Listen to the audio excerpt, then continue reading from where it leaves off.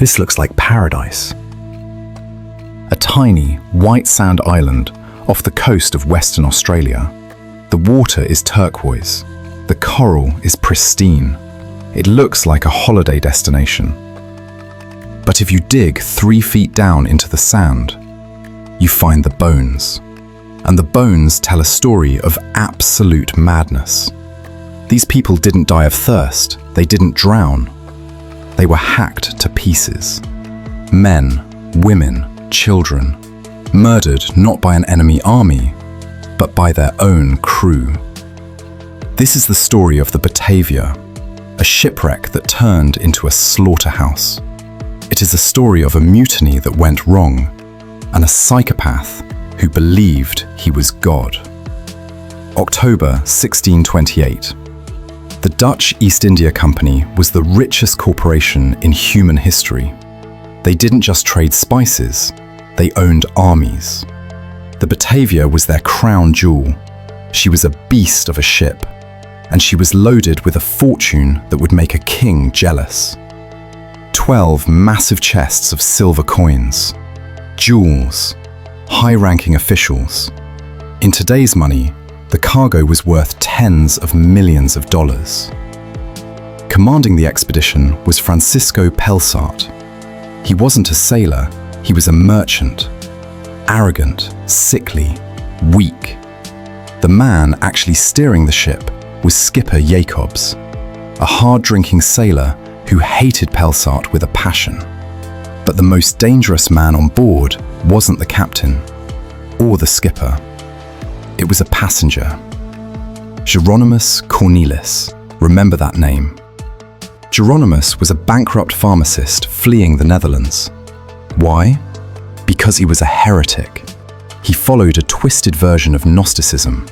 He believed that God didn't care about sin. He believed that he, Jeronimus, was perfect. He could do anything: lie, steal, rape, murder, and it wouldn't be a sin. He was a psychopath with a religious excuse. During the long voyage to Java, Jeronimus began to work his magic. He sat drinking with Skipper Jacobs, whispering poison in his ear. "Why work for the company," he said, "when we can take the ship?" They hatched a plan. They would hijack the Batavia, kill the soldiers, throw Pelsart overboard, and become pirates. But they needed to get the crew on their side. They needed to provoke a mutiny. So they did something unspeakable. They ordered a group of men to assault a high-ranking noblewoman, Lucretia van der Meulen. It was a brutal, calculated act of terror, designed to spark a riot. But before their mutiny could start, nature intervened. June 4th, 1629. At full speed, the Batavia slammed into the morning reef off the coast of Australia. The impact was devastating. The ship was gutted. 40 people drowned in the chaos. The rest, about 300 men, women, and children, scrambled onto the nearby coral islands. They called it Beacon Island. It wasn't an island, it was a grave. There were no trees, no food, and worst of all, no water.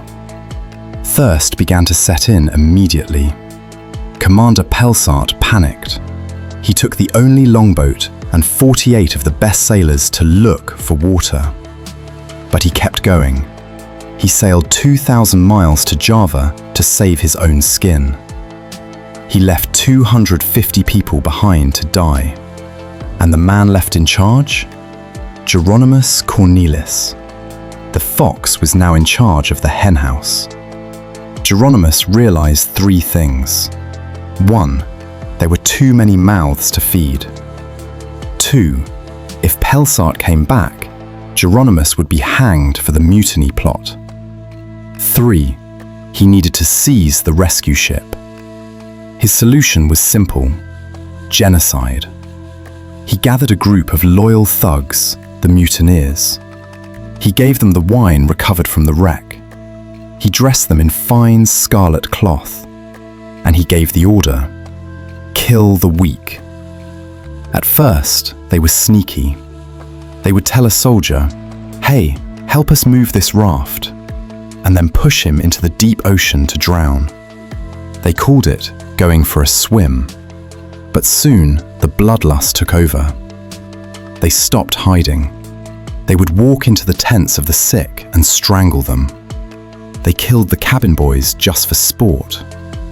Jeronimus never killed anyone himself. He considered himself an artist. He would sit in his tent, drinking wine, and order his men to perform the executions. He forced them to prove their loyalty by murder. But Jeronimus made a fatal error. There was a group of soldiers led by a man named Wiebbe. Jeronimus feared them, so he sent them to a nearby island to look for water, expecting them to die of thirst. But Hayes didn't die. He found a natural spring, and he found food, small wallabies native to the island. His men grew strong. They lit a signal fire to tell the others, "We have water, come to us." But no one came. Instead, the survivors escaping the massacre began to drift onto Hayes's beach on rafts. Hayes organized his men. They built a stone fort, the oldest European structure in Australia. They didn't have guns, so they made pikes out of driftwood and rusty hoop iron. They prepared for war. Jeronimus knew he had to destroy Hayes before the rescue ship arrived. He launched 3 attacks. But his men were drunk murderers, not soldiers. Hayes's men were disciplined. They crushed the mutineers on the beach. In a desperate move, Jeronimus tried to negotiate personally. He walked to the fort, dressed in his royal clothes, trying to charm Hayes. It didn't work. Hayes tackled him. The god of the island was dragged into the mud and tied up. September 17th, a sail on the horizon. Commander Pelsart had finally returned. It was a race. The remaining mutineers tried to row to the ship to hijack it. Hayes jumped into a boat and rowed for his life to get there first. Hayes reached the ship. He screamed up to the commander, "Don't let them board! They have murdered the others!" Pelsart aimed his cannons at the mutineers. It was over. Pelsart went ashore to interrogate Jeronimus. The confession was chilling. Jeronimus laughed. He admitted to everything. He said he couldn't sin because he was God's chosen one. They couldn't take the worst monsters back to Java. The risk of another mutiny was too high. Pelsart built a gallows on the coral. Before they hanged Jeronimus, they cut off both his hands. The punishment for a traitor. He died screaming, never repenting. Only 122 people made it off those islands alive. 125 had been murdered. Wiebbe, the hero, was promoted to sergeant. He disappeared into history. But Jeronimus left a darker legacy. Even today, if you visit the Abrolhos Islands, the fishermen say the vibes are wrong. It is a beautiful place, soaked in too much blood. The Batavia proves that civilization is just a thin veneer. Strip away the laws, add a little hunger, and the monsters come out. If you want to know about the ship where the crew resorted to cannibalism in the Arctic, click this video here. You won't sleep tonight.